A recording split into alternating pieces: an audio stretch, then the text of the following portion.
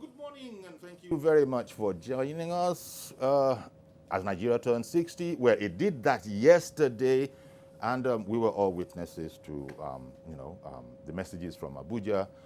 The president gave his messages. He gave his message, and so we couldn't come on air yesterday, as you know, because we had to be in Abuja live for the, momentous event.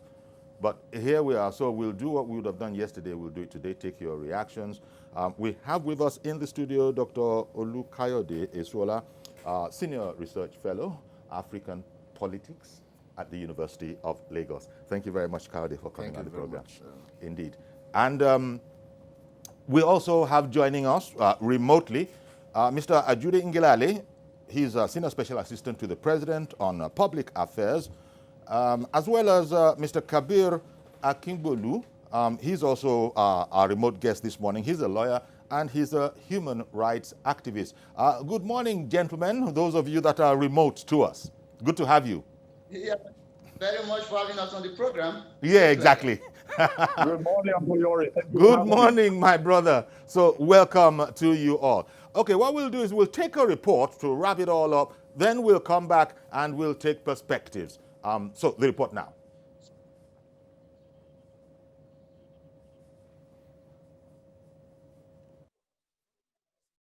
Across the country over the increase in the prices of crude oil and electricity, with the labor threatening industrial action if certain measures are not put in place, Nigeria's President Muhammad Buhari has told its citizens they would have to live with the new realities. He said it now makes no sense for oil to be cheaper in Nigeria than in Saudi Arabia due to the challenge of saving lives and livelihoods. We must live with these tough decisions. Sustaining the level of petroleum prices is no longer possible. Petroleum prices in Nigeria are to be adjusted. We sell now at 161 naira per litre. President Buhari called on Nigerians to reflect on the country's current situation, whose founding fathers found imperative to structure a national identity. 60 years of nationhood provides an opportunity to ask ourselves questions on the extent to which we have sustained the aspirations of our founding fathers. The president made it known that he's not unaware of the security and economic challenges bedeviling the country, which has affected key institutions, including the civil service, police, the judiciary, and the military, all witnessing a general decline. I am aware that our economy, along with every single economy in the world, is in crisis. We still face security challenges in parts of the country, while our society suffers from high loss of moral rectitude, which is driven by unbridled craving for political control. The theme, Together, was adopted to mark the 60th anniversary, and by this, the president emphasized on the need to uphold a democratic culture. Evolving and sustaining a democratic culture that leaves power in the hands of the people. Increasing our commitment to peaceful coexistence in a peaceful, secure, and united Nigeria. Alluding to the conduct and outcome of the just concluded governorship election in Edo State, the president said he is committed to free and credible polls. I am a firm believer in transparent, free, fair, and credible elections, as has been demonstrated during my period as a democratically elected president. The recent build-up and the eventual outcome of the Edo State election should encourage Nigerians that it is my commitment to bequeath to this country processes and procedures that would guarantee that the people's votes count. As Nigerians proceed with these new realities of life posed by the emerging global health crisis and increasing prices of goods and services with intimidating bills to surmount, it remains to be seen how much they are willing to continue in their strive to forging a strong, indivisible nation.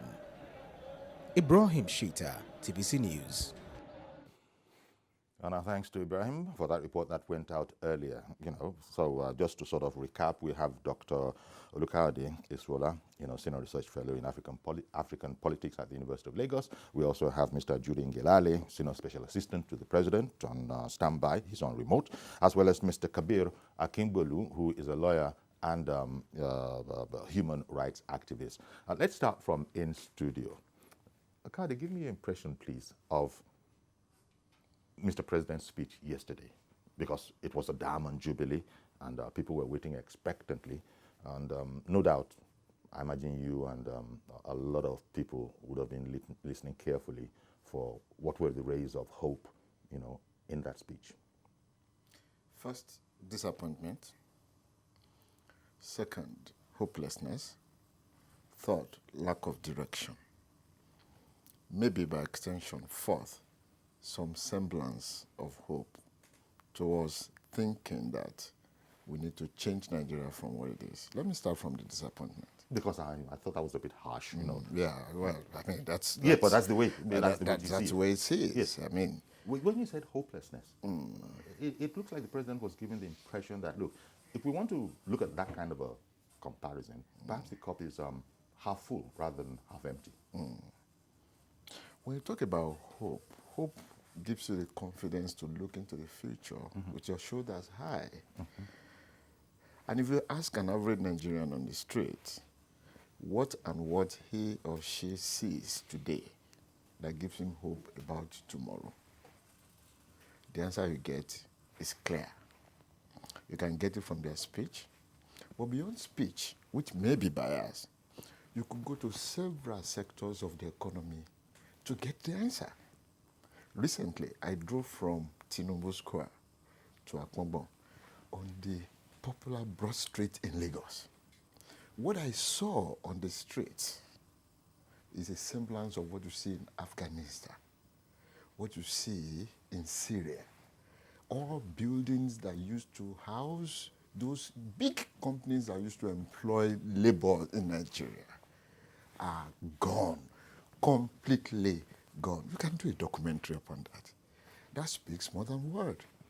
When you go to the embassies around the world, what is the population of Nigerian citizens desperately trying to leave the country after selling their cars, property, sometimes leaving good jobs in court? That speaks more than voice. What is the population of Nigerian citizens across the world being humiliated, dehumanized, brutalized because they needed to escape from their countries desperately? That speaks more than word. And you may ask the question in reverse. Why are citizens of these other countries not desperately coming to Nigeria for survival? That also speaks more. When you combine these four examples with what you will hear on the streets with everybody, practice and speech, you will understand why I started with disappointment and landed with hopelessness. Okay. Except you are not talking about Nigeria where you and I live today. Is it security? Is it health? Is it education? As we speak, university teachers have been on strike for almost 8 months. Why? They have a condition that cannot treat them like human beings. Even Republic of Benin. Which is the position of ASU that you are a member of? Well, that's exactly what I'm talking about. But then you don't need rocket science to defend or attack that position. Okay. How can you pay human being 30,000 naira minimum wage in a country where a bag of rice is 30,000? Okay. That's why somebody will die on the streets. Nobody cares because it's just a bag of rice that just died. When you see the Nigeria that I see today, hopelessness, frustration is what is on ground. But maybe, as I ended in my first analysis, maybe Nigerians should begin to hope for the future. And that hope is a dream. Okay. That dream is what will come if only they stand up to do what they're supposed to do. All right. I think, gentlemen, I have Ajuri and Kabir, and I'd like to go to Ajuri first. Ajuri, Senior Special Assistant to the President on Public Affairs. Would you like to react to Dr. Iswola's submission? Oh, absolutely. I've been waiting for the opportunity. Let me first of all say that I respect everybody on this panel, and I respect the intelligence of our viewers. And because I respect the intelligence of our viewers, I do not pander to analysis that is vague, that is not empirically driven, that is based on sentiments that may be derived from a situation that has unfolded in this country, where you have, individuals within some unions, let me not be too specific, who are angry that they're not collecting double payments from government at the expense of all of the other workers in the country. But let me get to the merits of what was spoken about. When you talk about the development indices of this country, let's talk facts instead of sentiment. Let's be clear. Let's look at infrastructure first. Across this country, I will name them so that our people who are listening can go and fact check what I'm talking about. The 206 billion naira second Niger bridge linking Anambra and Delta states in the southeast of Nigeria was a discussion that has been going on for 40 years. Not even an attempt to begin that project has been done in the last 40 years. This administration has now taken it to 57%. We're already laying the bridge on top of the pillars. We've paid well over 90 billion for that project. 57% progress. My friends are in the studio. You have seen that in 2017, not a single track of railway was on the ground, high-speed rail line, standard gauge rail line from Lagos to Ibadan. Already we have concluded Lagos-Ibadan tracks. We're just extending it now to Apapa Port so that we can decongest the port. Even if you go to Apapa Port, you will see the new Apapa or Oron-Shoki toll gate road that had been a joke for 40 good years. That is being totally reconstructed under this administration. Do I need to talk about Lagos-Ibadan Expressway? Our people in that axis know exactly what is going on Lagos-Ibadan Expressway, where we're going to complete that road by 2022, something that had been abandoned for 40 years. If I want to talk about Lagos-Ota-Abeokuta road, that had been abandoned for the last 30, 40 years, despite having a president from that axis. It is this president that is reconstructing that road to completion by the expiration of his tenure. Let's go to the north, where you have the west to east road, Kano-Maiduguri road, finally been neglected for decades. Now this president is going to complete the reconstruction of that road. If you go to the northwest to northwest, you see Kano-Katsina road. If you want to go to the south-south, let's talk about the south-south, where you have the new Aba-Port Harcourt Expressway that's being expanded to 8 lanes, where you have the new Boni-Bodo road that for the first time in our nation's history, after 40 years of waiting, we are going to be able to facilitate the road transportation of gas products from Bonny Island to the mainland of this country for the first time in history because of the 120 billion naira expressway that Mr. President is constructing, which is going to be completed within his tenure. I'm saying all of this just to talk a little bit about what the president has done in terms of infrastructure with half of the resources of previous administration. And I have not even started to talk about the 15 million Nigerians who are benefiting from social investment programs that did not exist before President Muhammadu Buhari entered office. Okay. So if we're going to talk about facts, my brother, all of this talk about hopelessness, you can pander to sentiment and emotion, but I like to discuss facts because it is this factual progress on ground that can be verified and fact-checked that is going to impact on the lives of our citizens. And our people know, who are watching, the difference between what was going on when we had double the revenues and zero infrastructure, zero social investment, and what is going on now in the country. And they know that we're moving in the right direction. Are we where we want to be? No, but we're getting there. Okay. All right, then. I think the last sentence sort of sorted out the question that, and all of this you are sort of attributing to enhanced development in the country, in the life of this administration, right? Yes. That's what you're saying. With half of the resources, that's correct. Even though, as you also indicated, there still is a lot more to do. Okay. Absolutely. Kabir, could I take your response to, both? I am listening to Mr. Ajuri, but I can't appreciate from the point of view where he's coming from. However, some of those things he said are correct, but then he has talked about infrastructure, but it's only because the past administrations have not been performing that makes, just like our people will say, that the one eye man is a king in the branch country or city. Now, because the past administration had done nothing in terms of, not much in terms of infrastructure development, that makes Mr. Ajuri to be able to, pontificate on this and make it appear as if there's something so wonderful, too spectacular, I'm sorry to say. Because under the military, we also have some of these constructions of bridges and all that. It's only in Nigeria you call construction of bridges dividend of democracy. We call it the dividend of military under the military government. Now this government, well, in infrastructure, well, they might have tried, but Mr. Duri has not talked about education. Mr. Duri has not talked about the judiciary. He has not talked about some other aspects of the Nigerian life. The 30,000 naira minimum wage today is about $60 or $65. You know, if you look at it, if you go to the president's speech, the president has talked about feeding program and all that, which Mr. Duri has, related to also. But I want to say that Nigerian students need many things better than food. They need books. The government would have done better if they have subsidized the books that the people are using, rather than buying food for them. And again, it is only this government we see e-feeding. You know, during the lockdown and all that. Well, nevertheless, he talked about the railway in Lagos to Ibadan.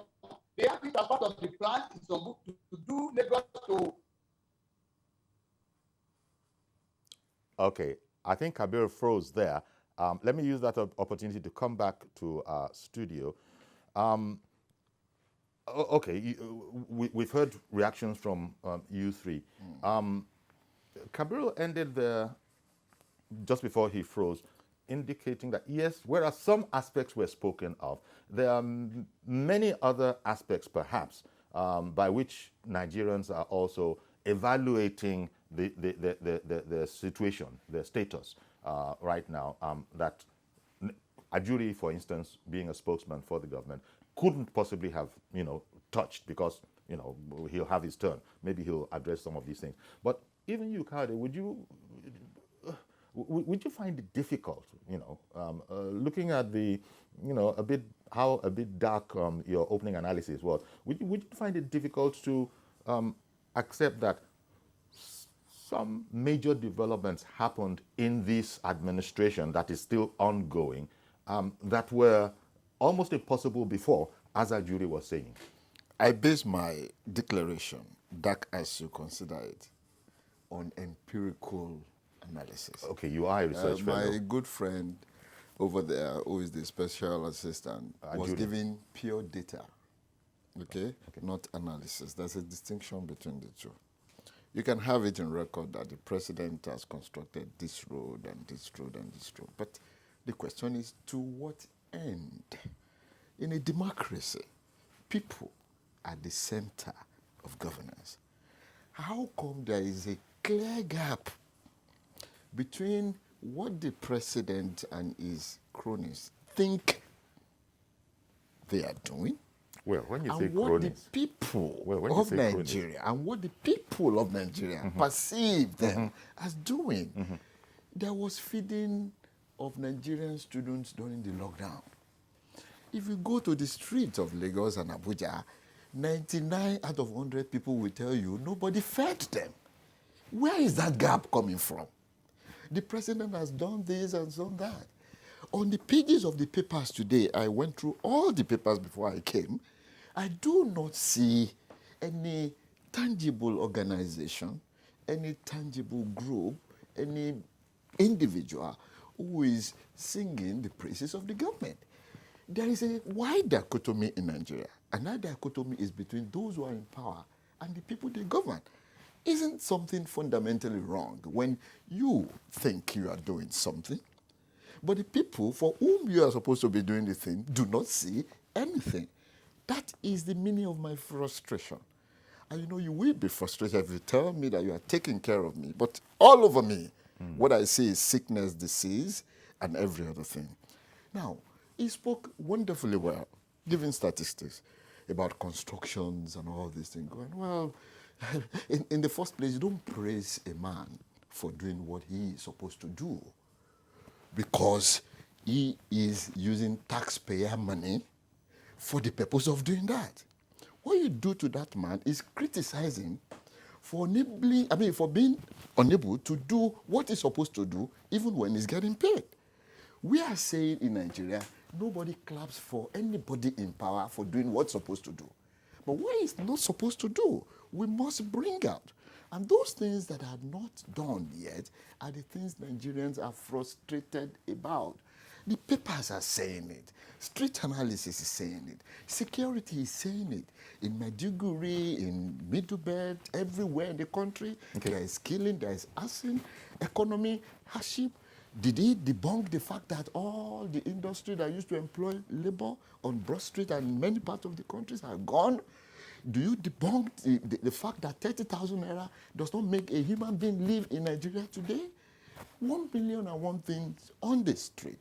So there's a distinction between rolling out statistics, even when they are correct, and analyzing issues based on empirical fact. Okay. What is empirical in this situation is the feeling from you and I, who are members of the Nigerian public.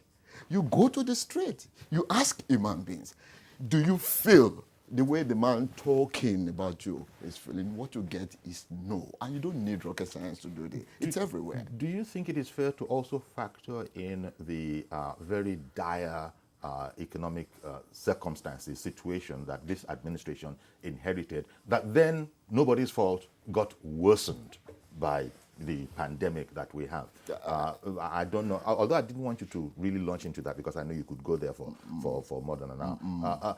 And sort of trying to change the subject but staying still on the theme, Mr. President, I observe, did say quite clearly that it just didn't make sense for us to hope to be paying less than Saudi Arabia for petrol. I was wondering if this hasn't injured very mortally the consultations and negotiations that are going to be going on in the 1 week, but in the 2 weeks, by which we staved off the national action that was threatened. What Mr. President said is not incorrect. It could be correct. And it could be as correct as what the special advisor just said. But then it is very dangerous when people analyze issues in isolation. Why are you comparing Nigeria with Saudi Arabia? Well, it Is wasn't there just power Saudi Arabia in Nigeria? It was to give a comparative analysis of other countries, Yes. a handful of other countries, but and therefore show but how I'm now we saying stuck that, out like a sore thumb. But I'm now saying that you don't isolate fuel price to describe the condition of the people. Okay. In Saudi Arabia, there is electricity. In Saudi Arabia, education is massively subsidized. Health, the same thing.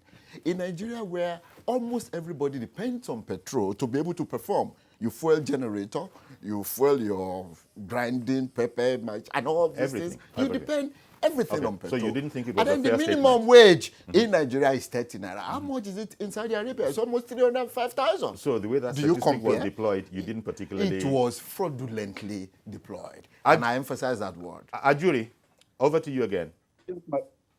Yes, indeed. Thank you very much, Uncle Yori. May I respond? Yes, please. Okay, thank you very much. So first of all, let me start with my dear brother Kabir, who I'm very happy, honestly mentioned the fact that even if it was in the context of a criticism, was saying that President Muhammadu Buhari's administration, in terms of infrastructural development and social investment, has done well only because he, in his view, it's because those who came before him, who are managing double the resources, did absolutely nothing. Thank you for that confirmation. Let me say that in a situation where you're walking in the land of the blind, if that is the reference my brother mentioned, I think any person would tell you that it's much better to have one eye open than to have no eyes open. And that even though you want to have two eyes open, if you have to have one eye open before you get to two eyes open, you will be happy to start with the one eye at least, rather than being continuously blind.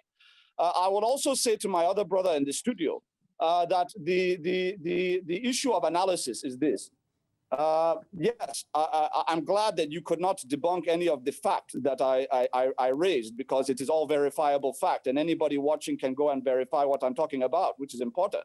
What cannot be verified, however, is the kind of subjective content that I was listening to is saying that anybody you talk to on the street is saying that there's no hope in the country and that nothing is happening in terms of what government is doing. That is absolutely not correct. I watch the news just like you watch the news, and I see a balance of opinion when I watch whether it's Channels TV, even on NTA, AIT, whatever I'm watching. You will always find people who will say, you know what, things are hard, but there are Nigerians in this country who understand that we have for decades refused to take difficult decisions to make long-term progress.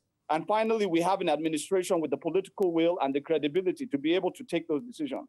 The reason why I often remind people that the gap that exists between what occurred on January 1st, 2012, and what occurred this time around in terms of deregulation is the fact that President Muhammadu Buhari has credibility with the people, that when deregulation is occurring, that those funds that would have been used for subsidy will not be diverted into the president's pocket. Our people have that confidence, which they had not always had. That's number one. Number two, you mentioned a contextual comparison between Nigeria and Saudi Arabia. My brother, you are also forgetting, I don't know if you watched the speech, but if you watched the speech, you will know that Saudi Arabia was not the only example Mr. President cited. He also cited our brothers in the West African sub-region, who are also oil producers, who also have even worse economic indices than what we're facing here in Nigeria. If you're looking at Ghana, where the minimum wage is not even up to 30,000 naira per month, they're averaging about 320 naira per liter. And right now we're at 162 naira per liter, and people are, of course, unhappy with that. So look, it goes beyond Saudi Arabia. It's an issue of a product that is sold internationally at a benchmark, at a particular price, based on the value of the international the international price of crude oil. Judy, I'm going to have to come in there simply because of the break. I'm going to have to come in there, but please stay with us, gentlemen, and we'll be right back. And when I come back, I believe it is Kabir's turn. Stay with us, please. Welcome back, and if you're just joining us, we have a panel of Dr. Olukayode Esrola, who is a Senior Research Fellow in African Politics at the University of Lagos. We also have Mr. Judy Ngelale, Senior Special Assistant to the President on Public Affairs, and Kabir Akingbolu, who's a lawyer and a human rights activist. In fact, I'm coming to you now, Kabir.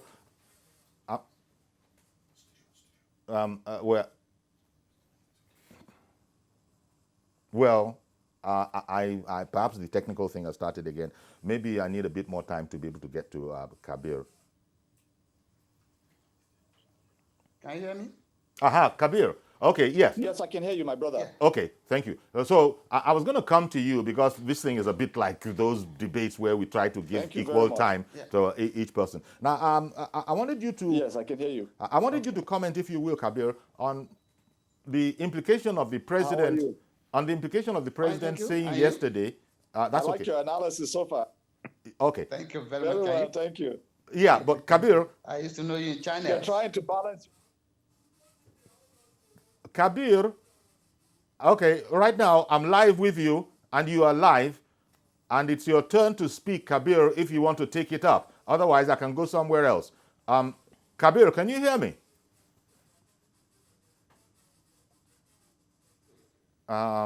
There seems to be something. I can hear you well. Okay, excellent. Can you hear me? Yes, I can hear you. Okay, let's do it now. Yeah. What do you think of the president stating yesterday and virtually concluding on the whole matter of the 2 weeks negotiations and representation and all of that by saying that it doesn't make sense for us to be paying less than Saudi Arabia? Meanwhile, that might not be the conclusion, we would think, of the people, the stakeholders that are going to meet in the next 2 weeks. So were we sold a dummy then by the federal authorities, the federal government saying, okay, we've imposed a 2 weeks moratorium, suspension. The president seems to have determined how that has to outcome. What would you say to that? I can tell you that with the speech of the president, it's very clear that they are not going to reverse the price of the petroleum. And if I must say, the comparison of the price of oil in all those countries and our own has no basis, because if you look at the value of Naira, the value of Naira to some of those currencies, you will find out that there is no how it will not be like that. Now, when you talk about all these things, there is no how there can be any meaningful development where there is no power. And this is a nation of 60 years old and we don't have light. I could remember very well the days of Sanusi Lamido Sanusi when he was to be confirmed by the Senate. He said the 8-point of agenda of the president then should have been reduced to 1. If power is taken out of our problems, I think we might be on the way to just getting it. Just like the speaker in the studio has said, that the companies that are making things, Dunlop, Michelin, some other things, Beret batteries, and some other companies like that that are employers of labor, they have all left the country because they cannot break even at all if there is no power. And as a nation, as a nation governed under civil rule, Yeah, I don't believe we're in but democracy. Kabir, of course, Yes. those that left the country did so before the advent of this administration. I know very well it is the duty, because according to Abraham Lincoln, the essence of a good government is to give to people what they cannot give to themselves. Because now, if they have left, if the economy environment is so viable and interesting, and Even though you froze, I think I'm sure that we got your meaning. Okay, so we'll come back to you and hopefully. reliable, there's security, there's light. This is not, these are not, there's no how they can come back. So it's just like Professor Jega said, that it's either the leaders are indifferent, or it's either or they are overwhelmed, or that they don't love the people, or they are confused altogether. The security challenges are there, we are not tackling it. If there is no security, there is no foreign national or any company that can come. So the president owes a lot of things to ensure that even if these things are done, how are we sure? Because the president's speech has left people more in confusion than it used to be. I don't think he has profiled any solution. At paragraph 9, he made an allusion, a rhetorical question, that are we on course? What have we done wrong? What are we not doing properly? But he did not proffer an answer at the end of the day. That, like Mr. Oduri has said, the president is doing one or two things, fine, but then under the military era also, they also construct roads and bridges. Do we call it dividend of military? So it's the duty of government to do things. So we will pray the government to do better in terms of some of these things. Okay. Now, thank you very much. Coming back to studio with Kadi, the president seems to harp on a very important aspect of our national life, that is the cohesion of our national life, and this whole matter about togetherness, dangerous, dangerous rumblings of separatist tendencies. The president was in tune with the 60th anniversary theme that we have to be together and we're going to make it together. Your thoughts on that particular aspect. One of the theme of this event, of yesterday's celebration, and the president also relating to it, that the time has come for us to all pull together. Well, thank you very much. Let me start answering this question by appealing to our special assistant to understand that when I say, as a teacher, that my student has failed, that I'm frustrated about the performance of my student, I'm not saying the student doesn't have 5 out of 100. I'm not saying it doesn't have 22 out of 100. I'm not even saying it doesn't have 30 out of 100. But 30, 22, 5 still globally referred to failure. And it is in this context we are discussing Nigeria. We cannot be isolating infrastructure without, for instance, coming back to national cohesion, which is the question that you are asking me. Today, there are evidences, overwhelming ones, that show that Nigerians are more divided than they were some 5, 7, 10 years ago. The Yorubas are talking about Oodua Republic. The security situation is so terrible that the Yorubas in the Southwest have decided to float the Amotekun Security Group as a parallel organization to the Nigerian police. How that is going to be resolved is still in the pipeline. We don't know where we're going.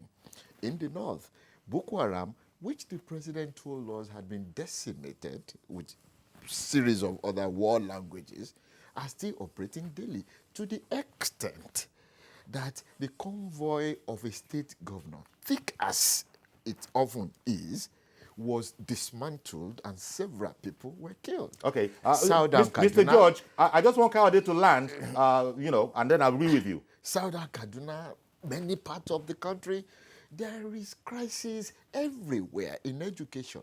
Going back to the commonsensical analysis of Fela and Anikulapo Kuti, water, lighting, food, housing. These are the 4 basic things that any society depends on. Okay, Have we been able to fix water, electricity, food, and house? And then you are talking about building bridges. Okay. I don't understand. Mr. George, thank you for holding on. Please carry on now. And good morning to all your guests. Thank you. I think the issue of Nigeria at 60 on Koyori should be seen beyond the presence of one administration. The arguments I'm seeing there appear to be centered on the current administration and all, but the problem goes beyond the current administration. Yes, we have our challenges, but I wouldn't agree that Nigeria's situation is comparable to what is on the ground in Syria and Afghanistan. Anybody that knows what is going on in those 2 countries cannot compare what we have here with Syria. But we need to improve. And we all know that the problem with this country is corruption. The lecturer in front of you there knows this. The problem we have around all our sectors in this country is corruption. Minus corruption, everything would have been a different thing today. I have followed his own area. For example, at our individual levels, what are we doing? It's not enough to just condemn government. Everybody is government. Look at AFTU that he belongs to. They are only contributing strikes to our economy. That's the truth of the matter. Is that what we should be getting from our ivory towers? They should be able to devise ways of, helping the economy without necessarily putting the children at a disadvantage in their educational, striving. Okay, then. Uncle Yori, the last thing I want to say, Yes. talking about our growth, I want Femi Gbajabiamila. He's a young and progressive person. Before he leaves that seat, we want a situation where this state of origin is abolished in Nigeria. If you live in a state for upwards of 20 years, you should be able to contest for governorship of that state, irrespective of where you were born. I am giving him an open challenge that before he leaves that seat, he should give us that gift. Thank you. Thank you very much for calling in, Mr. George, and indeed for your patience. Going back to, I think we have to go to Ajuri. Okay. We have to go to Ajuri. Hello, Ajuri. So here we are. You've heard some of the counters to the point. What would you like to add to your shall I say analysis too, since we're all analyzing Mr. President's speech really and taking from there. Right. Maybe you'd want to pick up on what I sort of dropped a bit along the lines of Mr. President seems to have decided what a satisfactory outcome is going to be for the stakeholders, consultations that are going to be held in the 2 weeks that have staved off this strike. Mr. President has said that we can't pay what labor wants us to pay. Yeah, so let me just start from there. The president was very clear about the issues of how we're going to deal with that. There's no going back on, obviously, the deregulation of the downstream petroleum sector. Very clear about that. Yes. We know that. But meanwhile, those people have 2 weeks to go and do what? Those 2 weeks, what are they doing with those 2 weeks? Since the president has given us a preview now of what he expects. The 2 weeks that were agreed to in the meeting with labor, you recall, has to do with suspension of electricity tariff. And people are conflating the issue of electricity tariff review suspension with suspension of fuel price deregulation and all of that. So that's a confusion that needs to be cleared up, because the president was very, very clear. Federal government was very, very clear in their communique in terms of the negotiations with labor, and we have held to that. If you look at what has happened, we've heard from distribution companies across the country who have verified that indeed they have achieved that suspension of the adjustment in the electricity tariff according to the outcomes of the negotiations that were held. So there's no duplicity, there's no contradiction at all. And that's first of all. Let me go now to the other points that were made.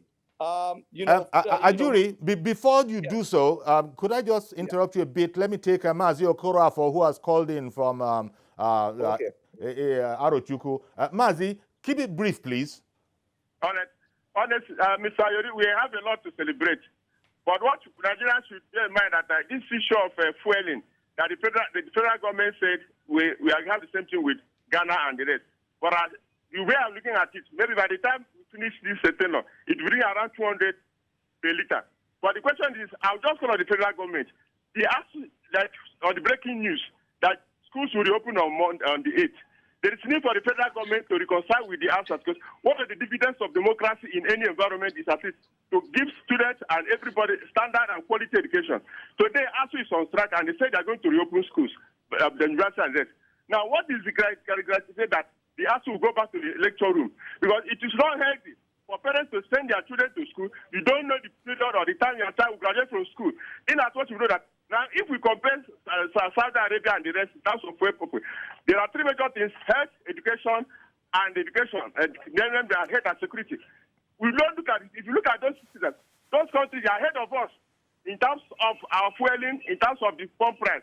But the government should do what? Let the dividends of democracy go, because a situation whereby the masses are suffering and we make a good policy, but the question is implementation and the monitoring. Okay. We're not monitoring anything and the implementation are still going zigzag. But the thing is that we have to think forward that the past leaders, they tried as much as possible to make Nigeria one.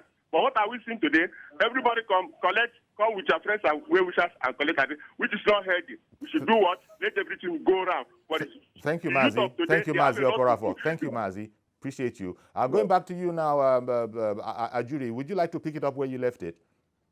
Yes, thank you very much. So look, I started off by talking about infrastructure. By no means at all does that at all indicate that the only thing that this administration has achieved and is working on is infrastructure. Aside from the millions of petty traders and MSMEs that have seen interventions they have never seen, millions of farmers benefiting from millions of low-interest credit facilities from the Anchor Borrowers Program under the Central Bank of Nigeria, all of the interventions that have occurred. Separate from all of that, what has the president done? He has moved us, and this has been the conversation we've been having in this country for decades. When are we going to move from import dependency, right, through to self-sufficiency, particularly in food, through to export dependency? What has happened in the last 5.5 years? We went from being the largest importer of rice in Africa to being the largest producer of rice in Africa. That is a total shift. Okay. The reason why... Ajuri, sorry, because of time, could you also give me your reflections on the question of togetherness that also the president, first of all, is the theme of the 60th. Right. The president also Absolutely. commented on that. How well do you think we're doing there?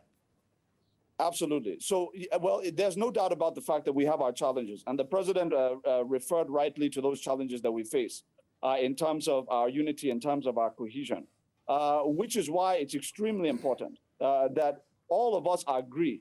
All of us have to agree. There's no way around it. If you have a group in the country to saying that they are going to continue to push forward this unity, push toward separation and all of that, it's going to make the process of unifying the country that much more difficult. But so we have our work cut out for us. Sorry to interrupt you. You agree we have our work cut out for us on that one? Yes, we have our work cut out for us. But the important takeaway is the fact that President Muhammadu Buhari and this administration, by action, not by words, are determined to unite this country around not just infrastructure that will join us, but economic policy that takes care of all of the regions of this country equally. Whether you look at the Government Enterprise and Empowerment Program, Empower, you name all the programs, all of them, the common link is that they affect every part of the country equally. So everybody has equity of distribution of jobs and benefits. And that's very important to the president. Okay, I've got to quickly take Nasir now. Thank you very much, Nasir, for holding on. Good morning.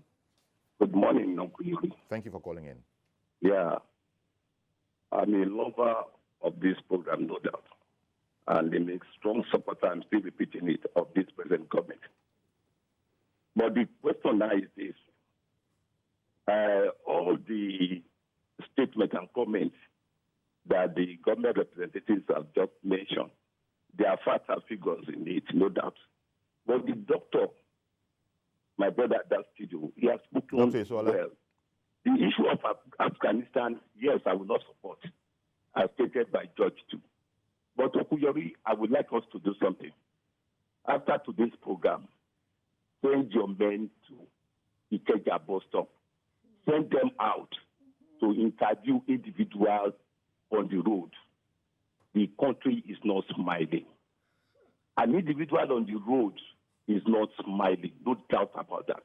And what is the essence of governance? And you started out by saying that you are a supporter of this administration. Yes, I'm a very strong supporter of this government. The individual on the road is not smiling. Mr. President did not have eagle eyes.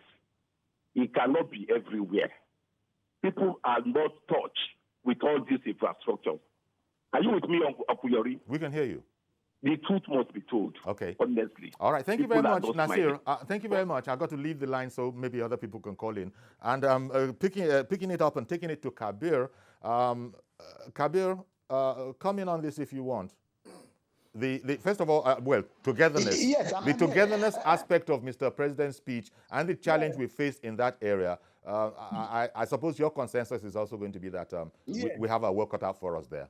Yes, I think we are strong together. We are stronger if we are together. And there's no doubt about it. The unity of Nigeria is not compromisable. But the government should do it more because a lot of people have said, whether rightly or wrongly, that the appointment of Mr. President is said is lopsided. This is part of the complaint of the people. So the president should start by showing the example that we are one in Nigeria. And that will go a long way. And we have to also... In terms of agriculture, the president has tried to shift the economy from complete oil-based to agriculture, no doubt about that. But then, if we are producing rice, how much is the cost of a local rice and how much is the cost of a foreign one? There's no difference. So if we are self-sustaining in agricultural products or like rice and that, that should be low, it should be less in price. That is how people can appreciate the government better. But in terms of agriculture, I think government has tried. I want program. I wanted to thank you, Nasir. I'm so sorry because we've run out of time, unfortunately. But thank you very much, Nasir, and also Ajuri Ingilale. Thank you very much, guys, for making time out to join our program. But in the meantime, we have a caller. Shegun is calling in from Ikorodu. Good morning, sir. Good morning, sir. Good morning, sir. Very quickly, please. Quickly, I just want to make a remark about what Ajuri said. Yes. That people have confidence in this government. That is why they are not talking of the deregulation compared to 2012. Yes. The food, the school feeding, we are aware that fabulous millions of naira is found in people's accounts. Okay. And we are saying we are feeding people while lockdown. Yes. What is that confidence we have in this government? Okay. And nobody has raised alarm to probe that person. Okay. So I want to thank you very much for that point. Thank you very much for calling in. Shegun, I've got to also let go of you now because I have to wrap it up in studio now. But indeed, that relates to corruption. And we spoke about that as well, Dr. Esola, that corruption is one of those things that we're fighting. Corruption is not. That's part of the illusion that brought us to where we are in 2015. We thought corruption was the single problem of Nigeria, and we needed a very holy man to come and fix the country. Mm-hmm. Now we have the holy man. He cannot fix the country. We are where we are. Maybe I should join Nasir in saying that I am a great supporter of this administration. But like he said, there's a distinction between you doing something and the people you are doing it for knowing that you are doing it for them. On the streets of Lagos, Abuja, nobody is smiling. So governance is for who? That's a fine place to leave it, really. Kaude, I want to thank Governance you is very much. for who? I want to thank you very much. Thank you very Dr. much. Olu Kayode Iswola, Senior Research Fellow in African Politics at the University of Lagos. And also to thank again both Ajuri Ngilale, Senior Special Assistant to the President on Public Affairs, and Kabir Akingbolu, who is a human rights activist and lawyer. Thank you all once again. That's our program. I would have said tomorrow, but no, it's Monday. We don't do weekends.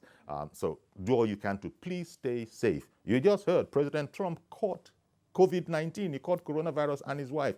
It's out there. Do everything you can to be safe. I'll see you on Monday, God willing. I'm Yori Folarin. Bye-bye for now.